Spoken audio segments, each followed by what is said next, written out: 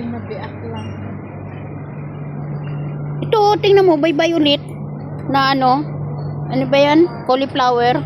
Ay, may violet. Tapos dito naman yellow. Eh, ang galing. Asan ang white? Wala dyan. Wala dito.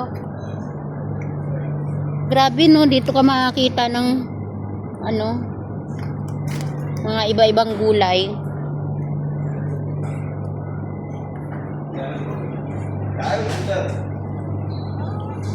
Ano to?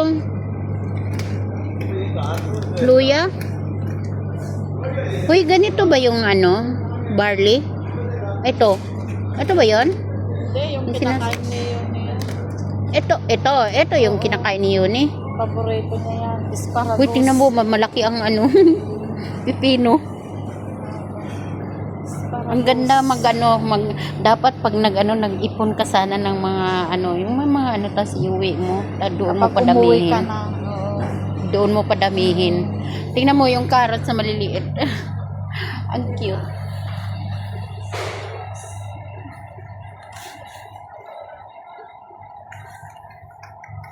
Ito yung inaano ni Madam na Sa amin, hindi ako kumuha ng depende rin kasi si Madam gusto niya yung mga ano ba yun? India ba yun ang gusto niya? Maraming ganyan pero pinipili din niya kung anong gusto niya. orange na orange. Nakakamancha dun sa kusina. Uy, tingnan mo yung kamatis. Ganyan talaga yung kulay niya. Oo nga, iba-iba namang kulay ng kamatis na yung Tingnan mo, ang sili may pula, may orange, may green pa. Tapos yung kamatis. parang kung nga yung nabubulok na yung itsura. Pero hindi naman, okay lang. Nalabog nga